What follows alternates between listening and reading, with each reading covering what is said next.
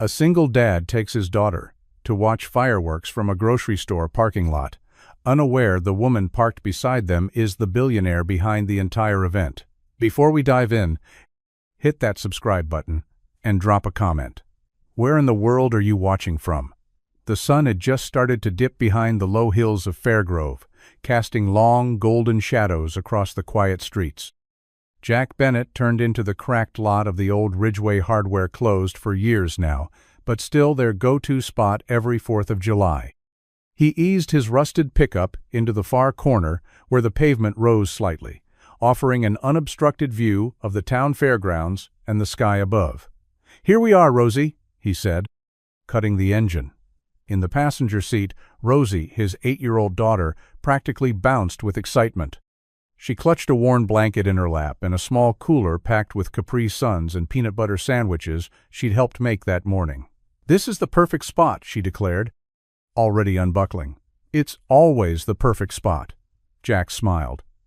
They laid the blanket out beside the truck and set up their usual routine 2 lawn chairs, a box of dollar store glow sticks, and an old portable radio that only got 2 stations. Around them, a few other families began pulling in, but most folks were at the fairgrounds, where tickets cost money Jack didn't have. He didn't mind. The parking lot had its own kind of magic quiet, simple, and theirs. "Do you think the big blue firework will come back this year?" Rosie asked, biting into a sandwich and staring up at the empty sky. "Wouldn't be the 4th without it," Jack said, though he honestly never paid much attention to the shapes. He mostly watched her face, how her eyes lit up with every burst, how she gasped like it was the first time, every time. Just as he leaned back in his chair, a sleek black Jeep rolled into the spot beside them. It looked like it belonged in a showroom, not in Ridgeway's dusty lot. The engine cut, and a woman stepped out, adjusting her sunglasses and looking around like she didn't quite know what to do next. Jack offered a polite nod. "Evening." She glanced over, surprised. "Evening," she echoed. Rosie peeked up from her blanket. "Dad, she has fancy shoes." Jack chuckled under his breath. That she does. And somewhere in the back of his mind, a quiet thought took shape, something about how funny it was. The people you end up sitting beside when the sky's about to light up. The last streaks of daylight were melting into soft purple as Jack unfolded the lawn chairs and set them down beside the pickup. The pavement still held the heat from the afternoon sun, and Rosie hopped from foot to foot as she helped him spread the blanket, careful to smooth out the corners like she'd seen him do so many times before. "Watch out," Jack warned playfully, pulling a can of bug spray from the glove box. "The mosquitoes are already forming a game plan." Rosie wrinkled her nose and held out her arms. "Defense mode engaged." Jack grinned and sprayed her down like a pro, then gave himself a quick mist before setting the can down next to the cooler. Around them, the parking lot was slowly coming to life. A few other families were pulling in, now local folks who, like them, preferred their fireworks from a quiet distance without the crowds or carnival noise. Rosie sat cross-legged on the blanket, digging into the cooler. "Want your sandwich now, or later?" she asked, holding up a Ziploc triangle like it was a prized artifact. "Now's good," Jack said, sinking into his chair with a long sigh. Dinner with a view. They ate in companionable silence, the occasional crunch of chips or slurp from a juice pouch filling the quiet. Rosie had brought her sketch pad too, and she flipped it open to a half-finished drawing of fireworks over the water crayon lines, bright and hopeful. Jack watched her for a second, the concentration on her face, the way her brow furrowed just like her mom's used to when she was focused. "You're getting really good at those," he said gently. Rosie shrugged, trying not to smile. "I want to be an artist, or maybe a vet, or maybe both." "Ambitious," Jack said with mock seriousness. "I like it." She leaned against his arm, her voice soft. "We don't need to go to the fairgrounds, do we?" "Nope," he said, squeezing her shoulder. "We've got the best seats in town." Just then, the woman in the black Jeep fancy shoes and all reappeared, standing beside her vehicle with a soda in hand. She glanced their way and smiled, a little awkward, a little curious. Rosie waved, unbothered. Jack nodded again, wondering not for the first time what had brought her here, to this side lot of nowhere, on a night meant for magic. The rumble of tires over cracked pavement drew Jack's eyes to the far end of the lot. A silver SUV, new, spotless, and far too polished for Ridgeway, glided into the space next to his old pickup like a swan drifting into a muddy pond. Jack raised an eyebrow, not in judgment exactly, but curiosity. That kind of car didn't usually show up in this part of town. The engine went quiet. A few seconds passed before the driver's door opened, and a woman stepped out, silhouetted against the fading sky. She wore a crisp, white shirt tucked into dark jeans and red heels that looked like they'd never once touched gravel. Her hair was pulled into a neat ponytail, and her sunglasses, though no longer needed, remained perched on her head like a crown. She scanned the lot, taking in the scattered families and the flicker of glow sticks coming to life. She didn't look lost, just displaced. Like someone who'd shown up for a gala and found herself at a backyard cookout instead. Jack went back to his sandwich, not wanting to stare, though he couldn't help but notice the way she hesitated before stepping away from the vehicle. She reached into the back seat, pulled out a folded blanket, and laid it on the ground next to her car, neat, precise, like she'd read about it but never actually done it before. "Hi," Rosie called, already waving again. She had no sense of stranger danger when it came to friendly people and interesting shoes. The woman looked over, surprised, but not unpleasantly so. "Hello?" Jack nodded politely. "Evening." She smiled, this time more genuinely. "Evening." Then she sat, carefully adjusting the hem of her jeans and slipping off her heels. Red-painted toes peeked out as she settled cross-legged on the blanket, soda can in hand. Her presence didn't demand attention, it invited questions. Jack leaned back in his chair, glancing once more before turning his gaze to the darkening sky. Somehow, in all the years they'd been watching fireworks from this lot, he'd never sat next to anyone who looked like her. And something told him she hadn't planned on sitting next to anyone like him either. Evelyn sat quietly at first, sipping her soda and pretending not to notice the little girl a few feet away who kept sneaking glances at her. The parking lot buzzed with low chatter and the occasional burst of laughter, but the space around her SUV and Jack's rusted pickup felt almost serene in comparison. Rosie, unbothered by adult silences, finally scooted a little closer on her blanket and tilted her head. "Are your shoes uncomfortable?" she asked, pointing at the red heels sitting neatly beside Evelyn's blanket. Evelyn blinked, then let out a soft laugh. "A little. They're not really made for sitting on pavement. They look like Barbie shoes," Rosie said, "but fancier, like the kind of shoes someone would wear if they were going to talk to a king." Evelyn grinned. "Well, that's the nicest thing anyone said to me today. I'm Rosie. This is my dad, Jack." Evelyn turned her gaze toward Jack, who lifted 2 fingers in a small wave from behind his sandwich. "Nice to meet you both. I'm Evelyn." Rosie nodded thoughtfully. "Are you here alone?" "I am," Evelyn replied. "First time watching the fireworks from here." Rosie leaned in conspiratorially. "It's the best place. Everyone thinks you need to go to the fairgrounds, but this lot has the best sky, plus we bring sandwiches." "I can see that," Evelyn said with a smile. "Looks like you two have it figured out." Jack finally chimed in, his voice calm and steady. "We've been coming here since Rosie was 5. Less noise, more sky." Evelyn studied him for a moment. There was nothing flashy about Jack. Work-worn hands, a plain t-shirt, the faint grease marks he hadn't quite managed to scrub away. But he had a quiet steadiness about him, the kind you didn't see much in the circles she usually moved in. "It's nice," she said honestly. "Simple, peaceful." Jack gave a small nod. "That's the idea." As the first soft boom echoed in the distance, Rosie clapped her hands, already bouncing with excitement. Evelyn watched her for a beat, then turned her eyes skyward, feeling something unexpected settle in her chest. She hadn't come looking for company. But maybe she didn't mind it. The first boom cracked through the still night like a starter pistol, echoing off the hills and drawing every pair of eyes skyward. Rosie gasped, her hands clutching the edges of the blanket as a fountain of red exploded above the fairgrounds in a perfect bloom of light. "Ooh, that one's my favorite already," she whispered. though more followed in quick succession: golden streaks, green bursts, silver spirals that shimmered before disappearing into the darkness. Jack leaned back in his chair, arms crossed loosely, a small smile tugging at his lips as Rosie's delight filled the air around them. Evelyn sat cross-legged on her blanket, the soda forgotten beside her. Her face tilted toward the sky, but her gaze drifted sideways more than once to the little girl buzzing with joy, and then to the quiet man watching her with that steady, patient warmth.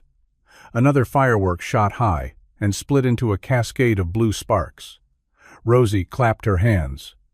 "It's the waterfall one! Dad, it's the waterfall!" Jack chuckled. "Sure is." Evelyn caught herself smiling again. She hadn't smiled this much in weeks, maybe, month and. Certainly not like this. Not the polished photo-op smile she was used to giving, but something smaller, more sincere. "You two do this every year?" she asked, during a lull between bursts. "Every year since Rosie could walk," Jack replied. "Can't afford the fare tickets, but we get the same view." "It's perfect," Evelyn said, almost to herself.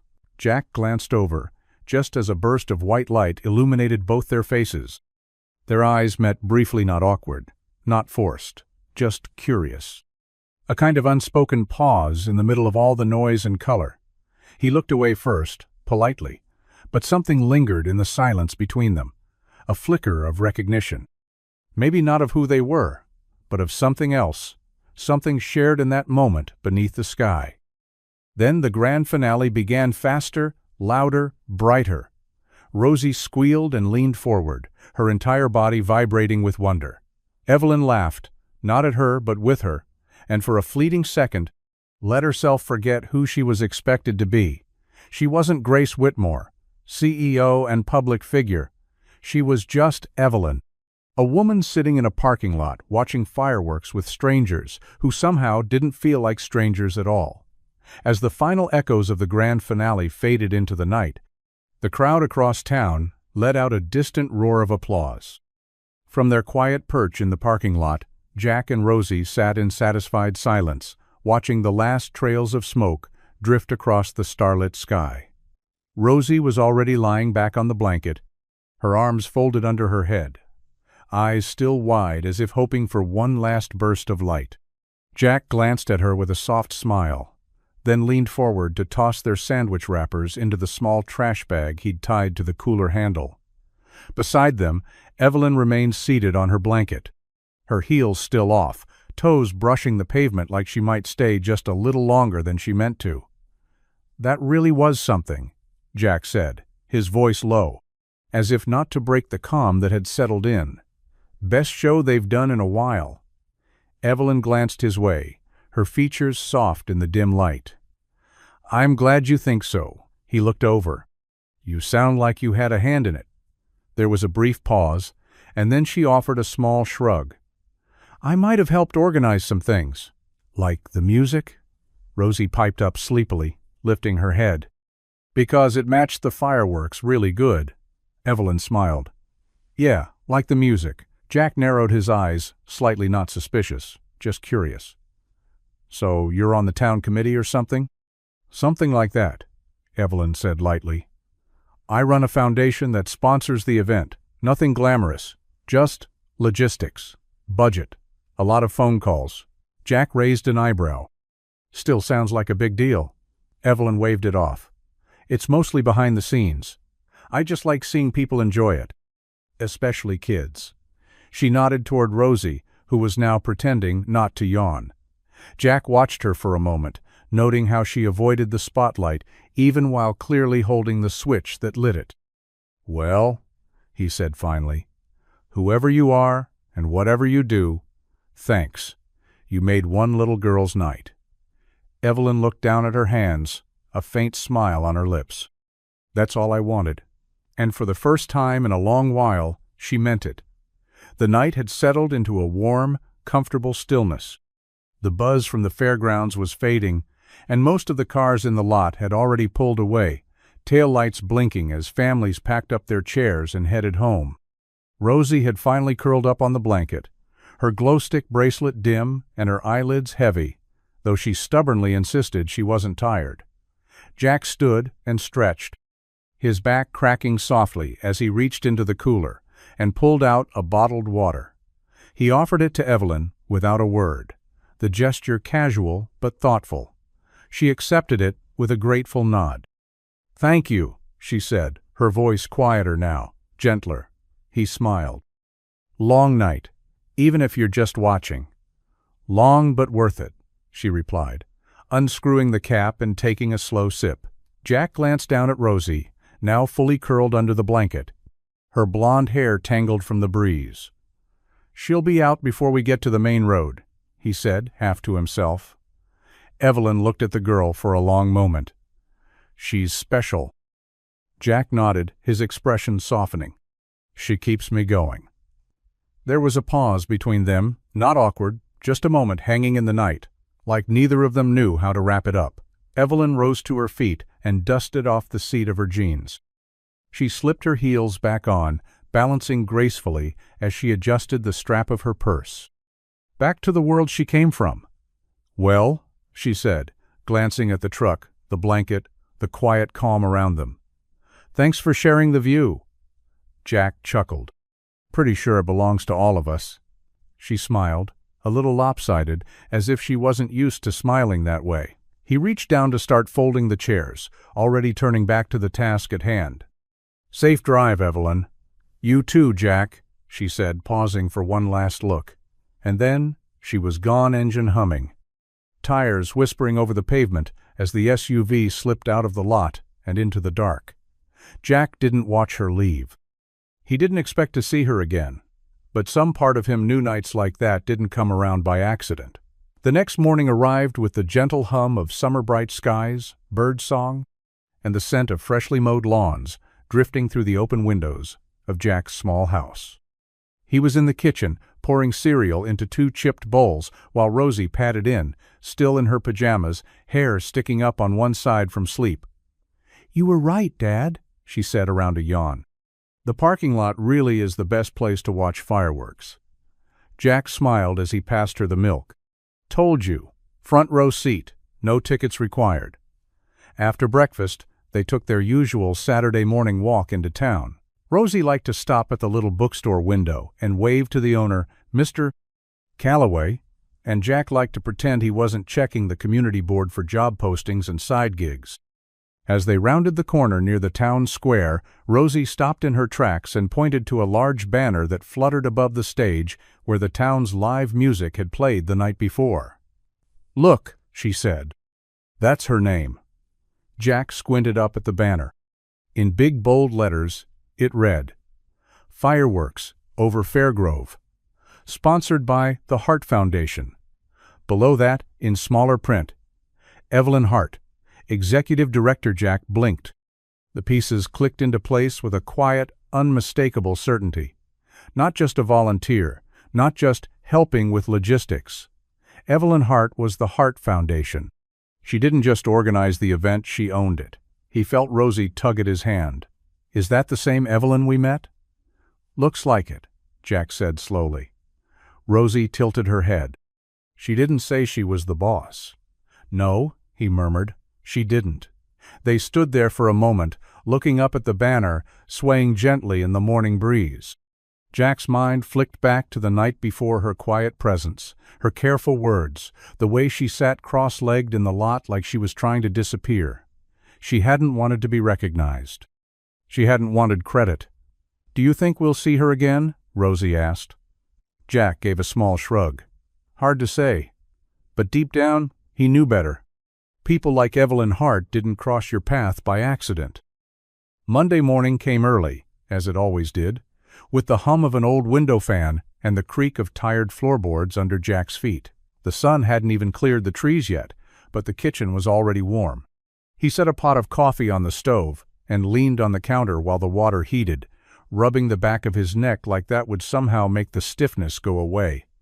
In the other room, Rosie's voice rang out in sing-song fashion as she zipped up her backpack. "I packed my own snack today. You don't have to double-check."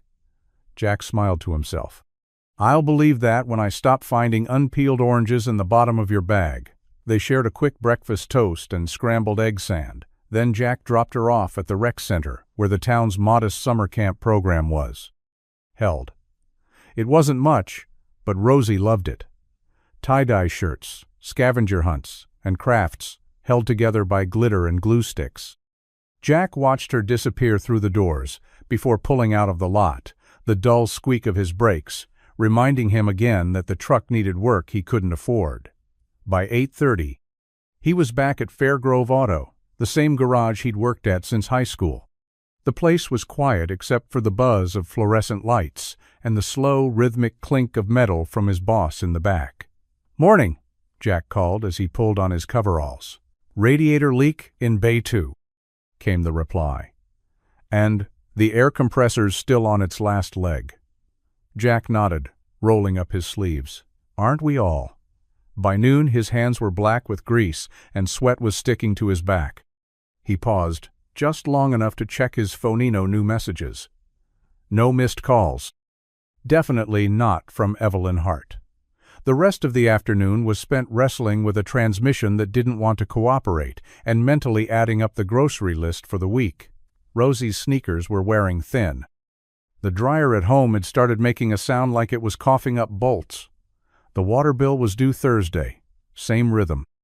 Same weight.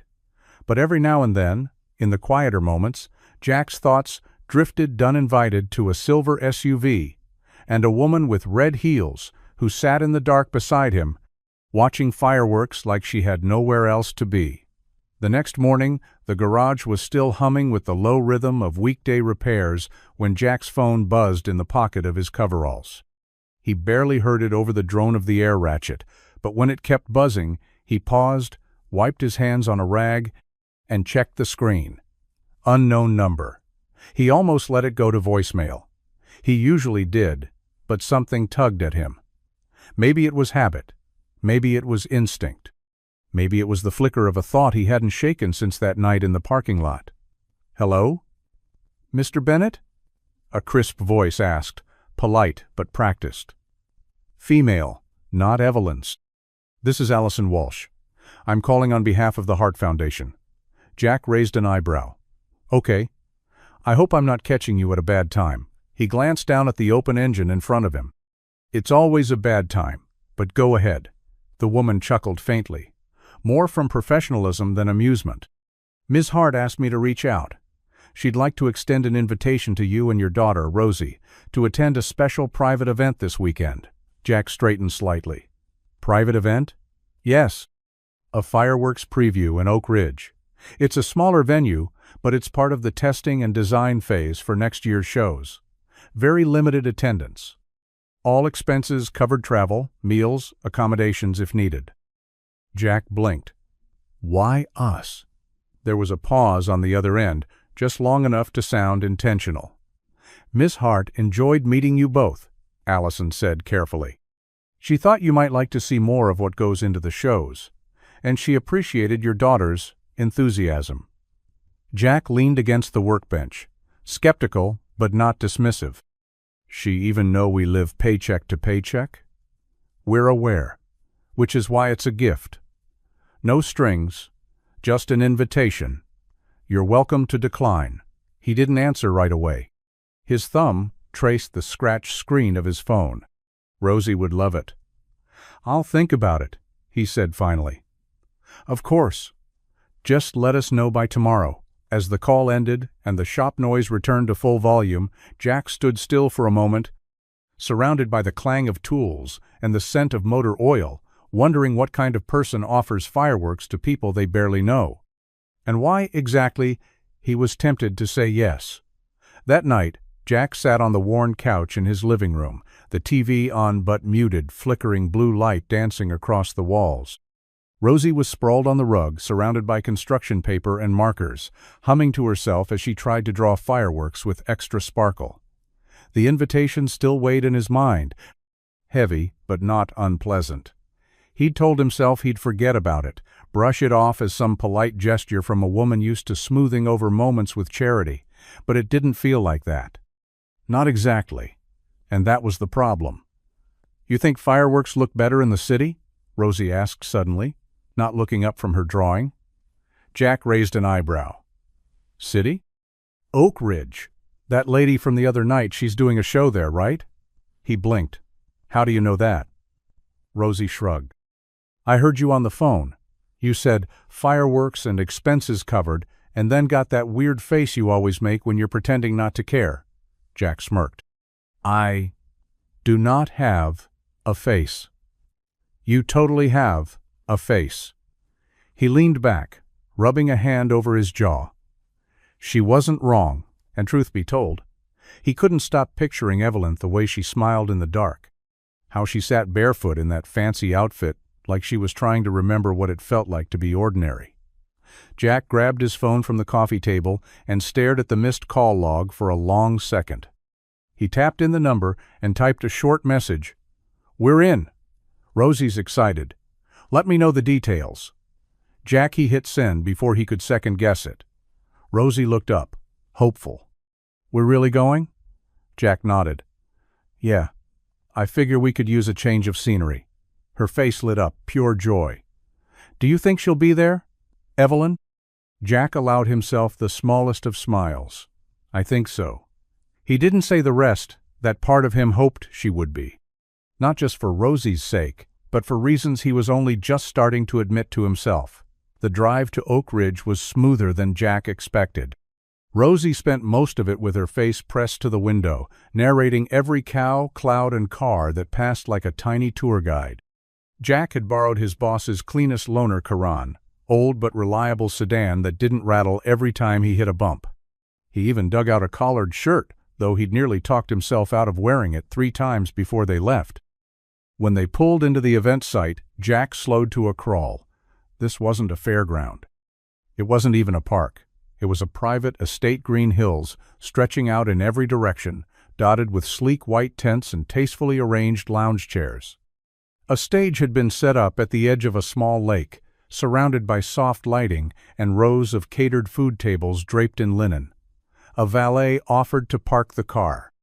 Jack declined, parking at the far end of the gravel, lot like he didn't want to take up too much space. Rosie climbed out of the car, eyes wide. Dad, this is fancy. Jack nodded, his mouth dry. Yeah, it is. They were barely 2 steps into the field when he heard a familiar voice. You made it. He turned to see Evelyn walking toward them, a soft smile on her face. Her usual polished aura replaced with something more relaxed. She wore black designer sneakers, dark jeans, and a loose white button-down shirt rolled at the sleeves. Her hair was tied back, and she looked, nervous. Almost like she wasn't sure they'd show up. Jack blinked. Didn't think we'd be walking into a Bond movie. Evelyn laughed, brushing a loose strand of hair from her face. It's a little over the top, I know. This one's more for donors and partners, but I meant what I said. I wanted you here. Rosie ran up to hug her like they were old friends. This place is amazing. Are there snacks? Evelyn crouched down, grinning.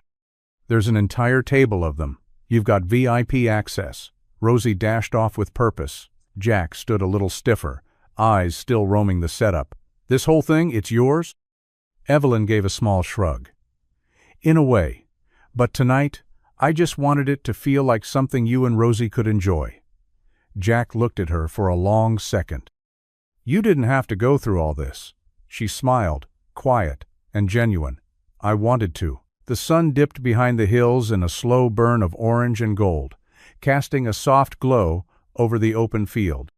The event was in full swing now, donors, sipping wine under canopy tents, servers weaving between them with trays of hors d'oeuvres Jack couldn't pronounce. Rosie had found the dessert table and was currently negotiating her second chocolate-covered strawberry with a woman in a pantsuit who clearly wasn't used to being told, please, so earnestly. Jack stood near the edge of the plaisance. Lake, a glass of lemonade in hand, watching the first few fireflies blink into existence like shy stars. He heard footsteps behind him and didn't have to turn to know who it was. You always hang out on the sidelines? Evelyn asked, stopping beside him. Jack smirked. Only when I'm trying not to break anything expensive. She laughed, then fell into a comfortable silence beside him. For a moment, they just stood there, two people from opposite worlds, sharing the quiet. "You know," she said eventually, "most people come to these things to network. Smile, shake hands, talk about board seats." Jack looked over at her. "You don't seem like most people." "I used to be." She hesitated, eyes scanning the lake. "I used to think if I worked hard enough, made enough money, filled up the right calendar, I'd stop feeling like I was always one step behind." Jack studied her profile, surprised by the crack in her usual poise. "Behind what?" "Everyone," she said simply. "My family. Expectations. The person I told the world I'd be." He let the silence linger, then nodded slowly. "Yeah, I know that feeling." Evelyn turned to him. "You do?" Jack glanced back toward the tents, then to where Rosie was now dancing barefoot in the grass. "I wasn't supposed to raise a kid alone. I wasn't supposed to spend my life under car hoods and behind on bills. But life's not real big on asking first." She smiled faintly. "Do you ever wish for something different?" Jack considered that, then shook his head. "Not different, just easier." Evelyn let out a breath, like she'd been holding it for a long time. "Yeah, me too." And as fireflies blinked around them and laughter drifted from the distance, neither of them said it out loud, but the space between them had shifted, just a little. Just enough. Night had fully settled over the field, and with it came a quiet kind of magic, the kind that didn't need music or speeches, just soft grass underfoot and warm light overhead. The fireflies were out in full, blinking lazily, as if dancing to a rhythm only they could hear. Over near the lake, a group of event staff began handing out paper lanterns, each one folded carefully, with small wax fuel cells attached at the base. Rosie ran up, eyes wide. "Dad, they're letting us launch them."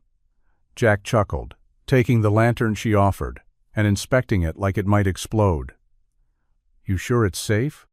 "It floats, not flies," Evelyn said, approaching from behind Rosie, a lantern of her own in hand. "Sort of like a hot air balloon, just smaller. I'll help." Jack stepped back, giving them space as Evelyn knelt beside Rosie and showed her how to unfold the delicate rice paper without tearing it. They knelt in the grass, their heads bent together under the lantern's soft orange glow, laughing at how flimsy it all felt at first. "Okay," Evelyn said, striking a match and lighting the fuel cell. "Now we wait for the air inside to warm up, then it'll lift on its own." Rosie stared at the flickering flame. "What if it falls in the lake?" "Then it gets wet," Evelyn said with a smile. "But that's the fun, part letting go and seeing where it goes." Jack crossed his arms, watching from a short distance. Evelyn didn't talk down to Rosie. She didn't hover or correct or force. She just showed up, fully present, laughing when the first lantern bobbed sideways and clapping when the second floated clean and straight into the sky. They launched 3 more, each carrying a whispered wish from Rosie's lip-small hopes about art camp, cupcakes, and a new backpack that didn't squeak when she walked. Evelyn glanced up at Jack as the last lantern lifted, her eyes catching his in the soft glow. "She's incredible," she said. Jack nodded, voice low. "Yeah, she really is." But his gaze lingered on Evelyn longer than it should have, because in that moment he wasn't just watching a woman connect with his daughter. He was watching someone let go of their wall-sewn glowing lantern at a time. The night wound down slowly, like the last notes of a song no one wanted to end. Most of the guests had already trickled out, their black sedans and chauffeured SUVs leaving quiet tire marks in the gravel. The tents were dimming, staff beginning to clear plates and fold up chairs, but the field still hummed with that lingering softness, the kind that lives only in memories and moments you didn't expect to matter as much as they did. Jack stood by the car, his hand resting on the roof, as he watched Rosie hug Evelyn tightly, like they were old friends parting after a week at camp.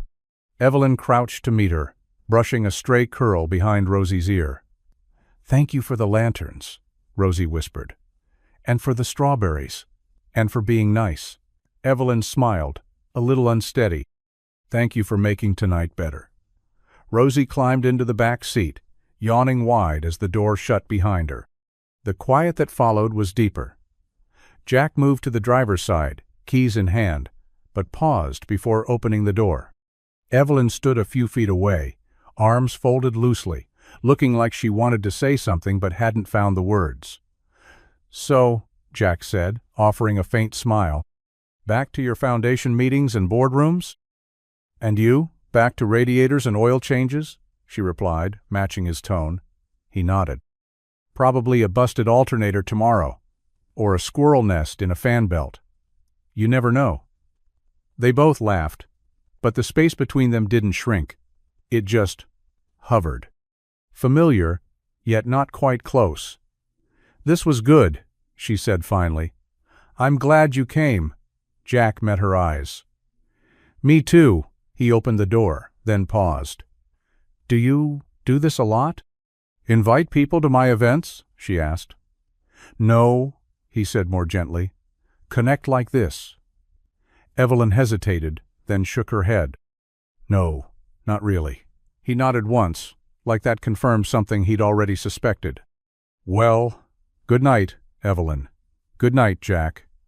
He slid into the car, turned the key, and drove off slowly into the quiet road ahead. She stood in the rearview mirror for a while, smaller with every passing second. And even though nothing had been promised, even though nothing was said outright, both of them felt it something unfinished, something left unsaid. Goodbyes were supposed to be simple. This one wasn't. A week passed, slipping by in the usual blur of work and routine sweaty days at the garage, late dinners of boxed mac and cheese, and Rosie's non-stop chatter about glitter glue, sidewalk chalk, and the latest mystery novel she was reading for the third time. Life resumed its ordinary rhythm, steady and familiar. But under the surface, Jack couldn't quite shake the echo of Oak Ridge, the glow of lanterns, the softness in Evelyn's eyes, the way she'd lingered, like maybe she didn't want them to leave either. Then, on a quiet Thursday afternoon, something unexpected arrived in the mail. Rosie was the one who found the envelope, tucked among the usual stack of bills and takeout menus. It was cream-colored, thick and smooth, with her name handwritten on the front in looping black ink. No return address. No logo. She tore it open with careful excitement and gasped, "Dad, it's a letter about art camp." Jack looked up from the kitchen sink, drying his hands on a towel. "Art camp?" Rosie nodded, wide-eyed, holding out a glossy pamphlet and a single sheet of heavy paper. "The one I told you about with the big studios and the mural wall and the clay wheels and everything?" Jack took the letter, frowning slightly as he read, "Dear Rosie, we're thrilled to inform you that you've been awarded a full scholarship to the Fairgrove Summer Arts Program. This includes all tuition, supplies, and transportation. We look forward to seeing your creativity shine. Sincerely, the scholarship committee." Jack stared at the words, his thumb grazing the bottom of the page, searching for a clue. No logo, no contact name. Just a generic committee. But he knew. Deep down, he knew. Rosie danced around the living room, hugging the pamphlet to her chest. "Dad, can you believe it? I didn't even apply. Do you think someone saw my drawings? Maybe at camp?" Jack smiled, heart full and aching at the same time. "Yeah, kiddo, maybe someone did." He said nothing more, but that night, as Rosie taped her acceptance letter to the fridge, Jack sat at the table with a quiet gratitude he couldn't quite put into words, and in the back of his mind he could still see her, Evelyn, standing in a field of fireflies, saying, "I just wanted it to feel like something you and Rosie could enjoy." Apparently she wasn't finished yet. Jack lay awake longer than usual that night, the ceiling fan casting slow, sweeping shadows across the room. Rosie had fallen asleep, fast tired from a full day at summer camp, and too excited about art camp to notice the world around her fading. But Jack's mind wouldn't settle. The letter sat on the kitchen table downstairs, still perfectly folded, like it hadn't just turned their lives sideways in the best possible way. A full scholarship. No forms, no waiting lists, no strings, Just, "Here. Take this. Enjoy." And no name. But Jack didn't need one. It was her. Evelyn Hart. He rolled onto his side, staring into the dark. A woman like that, money, influence, the kind of poise you only see in magazines or boardrooms. What was she doing showing up in parking lots and launching paper lanterns with little girls who eat peanut butter sandwiches on thrifted blankets? What made her choose them? She wasn't doing it for publicity. That much he was sure of. No photographers. No announcements. She'd slipped into his and Rosie's life like a whisper-no red carpet, no grand entrance. Just quiet moments. Fireworks. Laughter. A smile that didn't always reach her eyes. He thought back to their conversation by the lake, the way she'd said she always felt one step behind. How she'd looked at Rosie like she was remembering something lost, not just admiring something present. Jack knew about walls. He'd built enough of his own after loss, after struggle, after being left to raise a child with nothing but a busted truck and good intentions. But Evelyn's walls were different, softer, maybe, more polished. But walls just the same. He got up, padded into the kitchen, and poured himself a glass of water.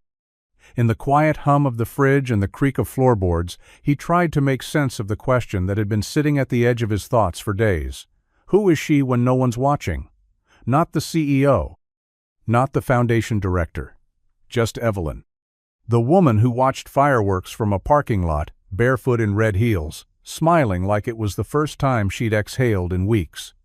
And for reasons he couldn't quite name, he wanted to know the answer.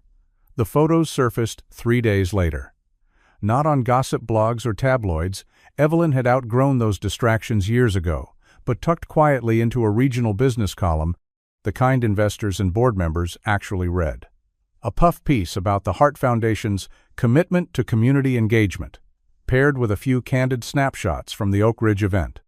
There she was, smiling in the glow of paper lanterns, and beside her, unmistakable even in the low light, Jack, in his scuffed boots and wrinkled shirt, holding Rosie's hand.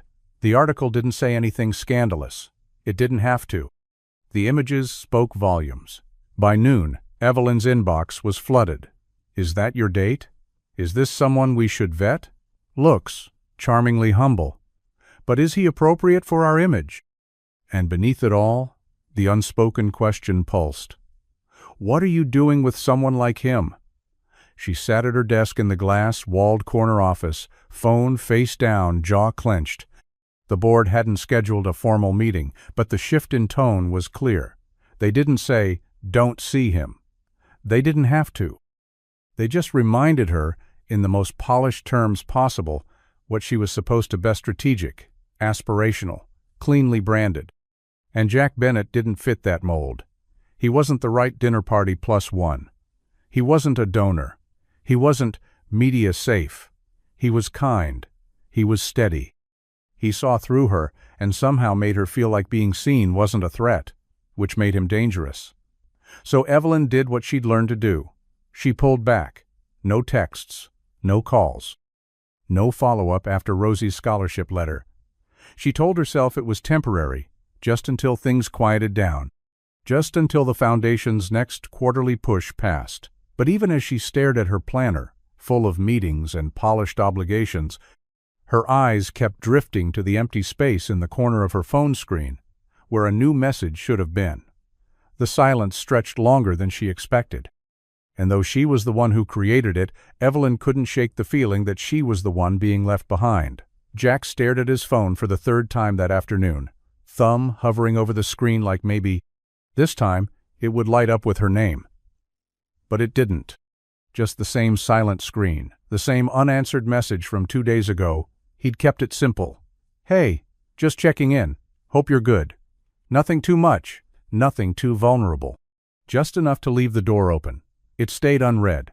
The last time they spoke, Evelyn had promised to show Rosie the Foundation's art studio invite that came with genuine excitement in her voice, not the polished charm she used at events. Rosie had circled the date on the fridge calendar in bright red marker. But the day came and went with no word. Jack had called once straight to voicemail. He'd waited a few hours, Called again. Same result. Now, days later, Rosie had stopped asking when Evelyn was coming. She just moved the red circle to the following Saturday and said, "Maybe she's really busy." Jack didn't have the heart to erase it. At the garage, he was short on patience. A stripped bolt sent him into a muttered string of curses, and his boss raised an eyebrow but said nothing. Jack wasn't usually the type to lose his temper over a piece of metal. He wasn't the type to get caught up either, but here he was checking his phone between oil changes, half expecting something that wasn't coming. He tried to convince himself it didn't matter. Maybe it was all in his head.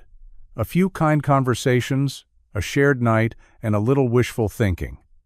Evelyn Hart probably lived her life in calendar blocks and closed-door meetings. Maybe he'd imagined what he thought he saw the way she looked at him when the lanterns lifted into the sky, like something in her was opening up for the first time. Maybe he was just a temporary escape, a detour. Jack wiped his hands on a rag and shoved the phone back in his pocket. He felt foolish.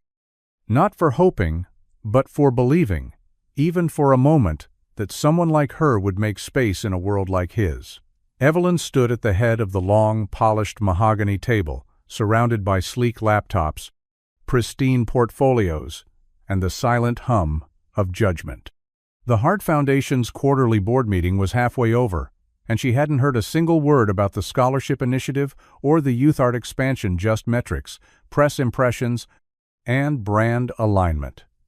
The final straw came when one of the senior members, a well-meaning but entirely oblivious man in designer cufflinks, leaned forward with a measured smile.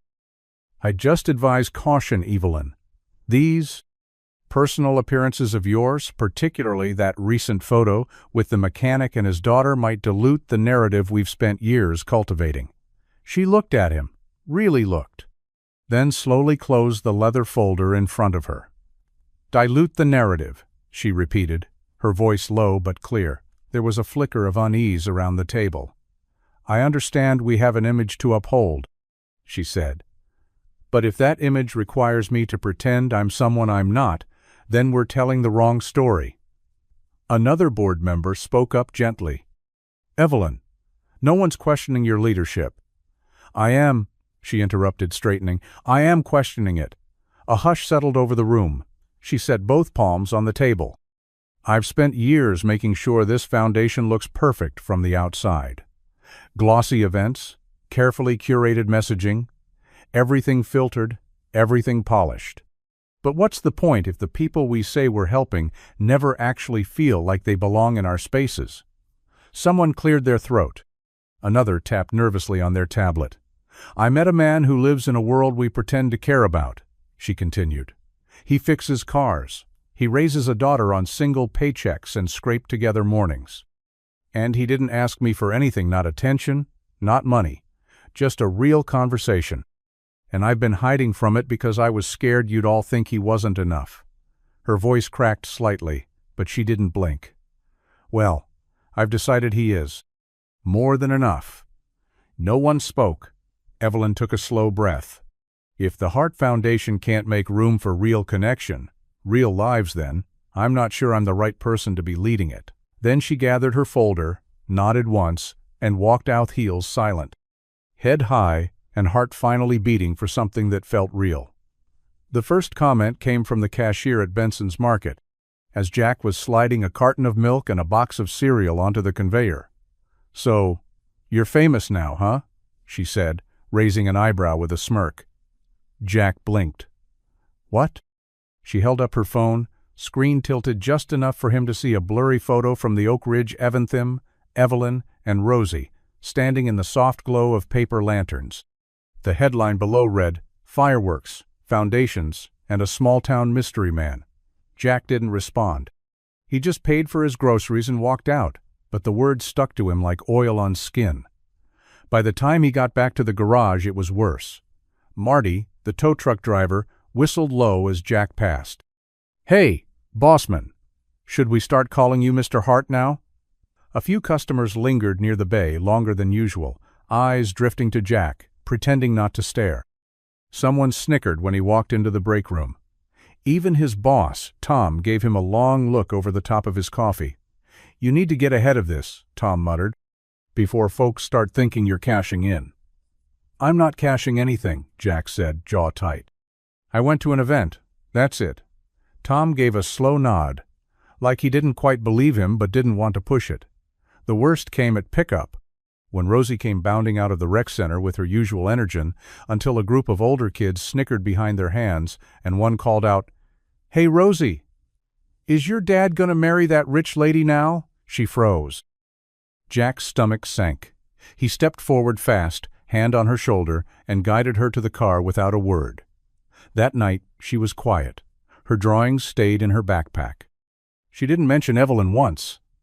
Jack sat on the porch after she went to bed, the town's familiar skyline stretching dark and unchanged in front of him. And yet everything felt different. He'd spent years keeping his head down, working hard, staying invisible. Now, one photo, one connection had put a spotlight on him he never asked for, and the heat of it was starting to burn. By Monday morning, there was a voicemail waiting for Jack from a number he didn't recognize, one of those clipped, too friendly voices, asking if he'd be willing to share his story for a quick interview. Just a human interest piece, they said. Just a glimpse into the real man behind the mystery. There was even talk of compensation. He deleted it without replying. By Tuesday, a young reporter from a regional lifestyle blog actually showed up at the garage, bright smile, voice sugary, camera in tow. Jack met her outside the bay doors, wiping his hands on a rag, his tone polite but flat. "Not interested." "But it could be great exposure for your shop," she insisted. "You and Evelyn Hart, that's a story people want." Jack's jaw clenched, but he kept his voice even. "You want a quote? Here it is. I fix cars. That's it." He went back inside without another word, and the reporter left, her smile faltering as she slid behind the wheel of her car. Rosie heard about it later, from a kid at camp who said their mom saw Jack on some blog. She didn't bring it up right away, but Jack noticed the way she poked at her food at dinner, quiet and thoughtful. "Dad?" she asked finally, pushing a pea across her plate. "Why didn't you tell them your side?" "So people don't say the wrong stuff." Jack leaned back in his chair and considered the question. "Because sometimes," he said, "you don't have to shout to be heard. You just live the truth loud enough that people notice on their own." Rosie squinted at him. "So, like, actions speak louder?" "Exactly." She nodded slowly, then offered, "You could have told them about the lanterns. That was nice." He smiled. "Yeah, but that moment was ours. Doesn't need to be anyone else's." That night, Jack sat on the porch again, watching the stars rise above the rooftops. He could have made a quick buck, turned gossip into gain. But instead, he chose silence. Dignity. Because some things didn't need explaining. And Evelyn, if she ever came back, would know that he hadn't tried to sell the only real thing they'd shared. The day had started like any other heat, rising off the Rodione. Pavement, the scent of oil thick in the air, and Jack elbow-deep in the guts of an old Corolla that refused to idle without sounding like a dying lawnmower. Sweat lined his brow, and the world outside the bay doors was nothing but sun glare and traffic. Just another Tuesday, until the silver SUV rolled into the lot. He didn't notice it at first, too focused on the timing belt, but the quiet hush that fell across the garage was unmistakable. The hum of conversation stopped, tools stilled, and when Jack finally glanced up, she was there, Evelyn. Hair pulled back in a neat twist, sunglasses perched on her head, wearing jeans and a navy blouse that probably cost more than his rent. But it wasn't the outfit that hit him. It was the expression, not polished. Not poised, just unsure. He wiped his hands on a rag and stepped out from under the hood, keeping his voice steady.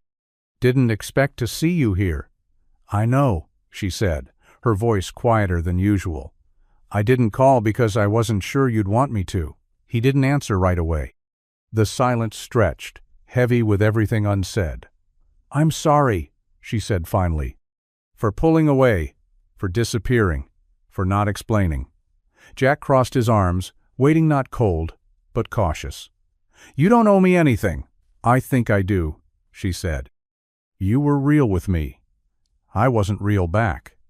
He let that settle, eyes scanning her face, looking for the distance he'd seen before. It was still there, but dimmed, replaced by something closer to vulnerability. "There was pressure," she continued. "From my board, from the media, from myself, honestly. I panicked. It's stupid, but I didn't know how to be in something I couldn't control." Jack gave a small nod. "Yeah, it's not easy letting someone in." She stepped closer. "But I miss Rosie. I miss this. You." That word lingered in the air, fragile and brave. Jack looked at her, long and slow, then finally said, "You want to come in and ruin your shoes with some motor oil?" She laughed, relieved and maybe a little teary. "Depends. You still have those awful vending machine coffees?" He held the garage door open. "Worst in 3 counties. And just like that, the space between them began to close, not rebuilt, not rushed, just no longer burning, just smoldering. With a chance. The garage was quieter than usual that afternoon. The hum of machines had faded to a low murmur, and most of the crew had cleared out early, the summer heat pushing them toward cold drinks and air conditioning. But Jack stayed, like he always did, cleaning tools, wiping down the workbench, pretending not to notice Evelyn standing in the corner of the bay, watching him like she wasn't sure if she was welcome yet. She'd stayed after their awkward coffee-bad vending machine brew, and Alan lingered longer than either of them expected. Now, the light through the bay doors had turned golden, casting long shadows, softening everything, except the silence between them. Jack finally set the wrench down with a clink and turned to face her. "All right," he said. "You came back. That's something." Evelyn met his eyes, not flinching this time. "I meant what I said earlier. I miss this. You. Rosie." Jack nodded once, slowly. "Okay, but here's the thing. I don't want to be someone's good deed." Evelyn blinked. "You're not." "I need to say it," he said firmly. "Because if you're here out of guilt, or to fix something you think you broke, that's not enough. I've spent too much of my life trying to matter to people who didn't know what to do with me. I'm not looking for a project, or a story that makes someone else feel better about themselves." She stepped forward, closer now, her voice quieter. "I'm not here out of guilt, Jack. I'm here because, when I was with you, I didn't feel like I had to be anyone else. I didn't have to sell anything, or prove anything. It was just me." Jack studied her, the weight of her words settling into his chest like truth. "I don't want charity," he said. "And I sure as hell don't need pity. But if you're going to stand in this garage with me, really stand here then, I need honesty, all of it. No more disappearing." Evelyn's eyes didn't waver. "Then, let's start from here. No vanishing, no performances, just us." Jack took a breath, deep and steady, and nodded. "Then we've got a shot." And in the fading light, it wasn't fireworks that lit the space, it was something quieter, deeper, the kind of spark nobody sees. But once it's there, it doesn't go out. 2 weeks later, Jack found himself standing in a place he never expected to be, inside the gleaming glass conference room of the Hart Foundation's downtown office. It smelled like lemon polish and quiet money. Rosie stood beside him, fidgeting with the strap of her backpack, while Evelyn adjusted a whiteboard filled with color-coded sticky notes and tiny sketches of fireworks in every shape imaginable. "This is not the garage," Jack muttered under his breath. Rosie giggled. "It's like a spaceship in here." Evelyn turned from the board, her smile soft but sure. "Welcome to the planning committee." Jack raised an eyebrow. "You're serious about this?" "As a firework malfunction on New Year's Eve," she replied with a wink. "You two have better instincts than half the people who get paid to do this. Besides, you've seen the show from the best seats in town. Your perspective matters." He glanced around the room again. "I don't even know what designing fireworks means." "You don't have to," Evelyn said. "You just have to tell me what people actually care about, What makes them stop and feel something? That's what this show should do. Rosie stepped forward, eyes already lighting up as she peered at the board. Can we do one that makes a heart and then explodes into stars? Like, boom, but in a nice way? Evelyn smiled at her. Absolutely.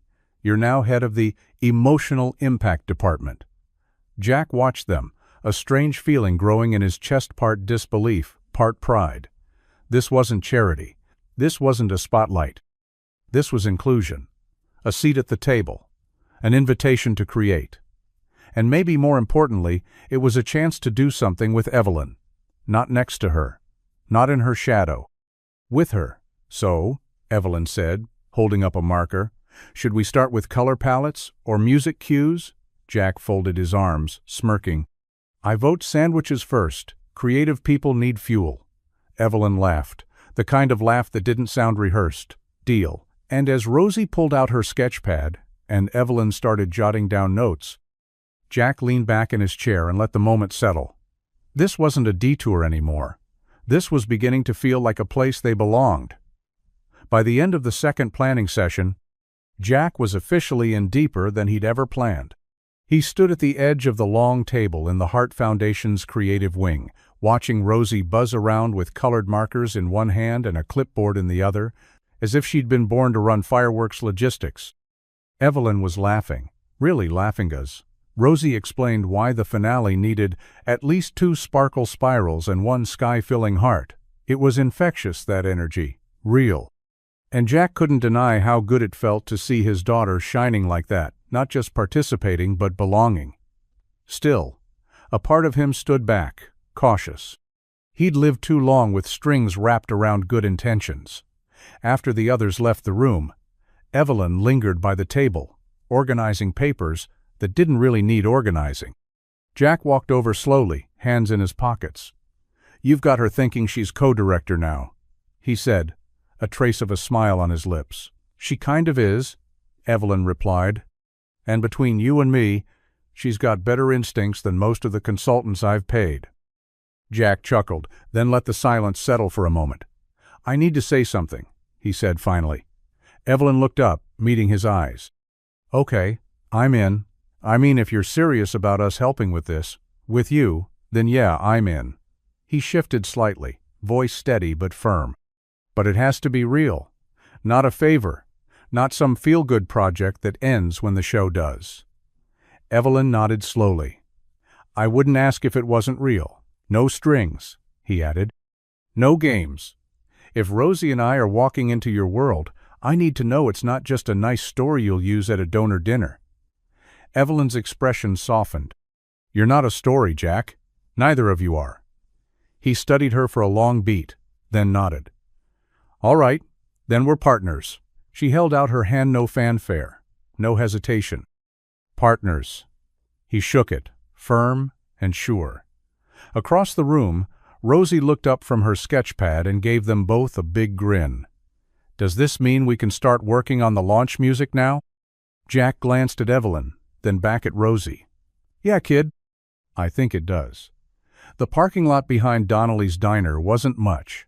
Just a flat stretch of cracked pavement, lit by 2 flickering overhead lights, and the glow of a neon sign buzzing faintly against the night. But the view of the stars was clear, unbothered by city lights or noise. It was the kind of place people passed without noticing. Unless they were looking for quiet. Jack had brought Rosie here more times than he could count. After long days, after hard ones, when she missed her mom, when he just needed the world to slow down. Tonight, Evelyn came too. No fireworks, no crowd, no foundation banners, or carefully scheduled appearances. Just her, Jack, Rosie, a thermos of cocoa, and a bag of fast food fries balanced between them on the hood of Jack's truck. Rosie lay on the blanket near the front bumper, drawing constellations with her finger in the air. That one's definitely a dragon, she said, pointing to a cluster of stars. Jack leaned against the truck beside Evelyn, arms crossed, a small smile on his face. Pretty sure that's Orion's belt. Well, Rosie said matter-of-factly, it's a dragon wearing a belt. Evelyn laughed softly, her breath visible in the cool evening air. She looked up at the sky, then around at the empty lot, the faded lines, the broken bottle by the curb, the silence. "This is nice," she said, quietly. Jack nodded. "Yeah, it is." She looked over at him, her voice barely above a whisper. "I haven't sat still like this in, I don't know, years." "You forget how good it feels when you're always moving," he replied. Evelyn stared up again, her eyes tracing the stars. "All the money, the parties, the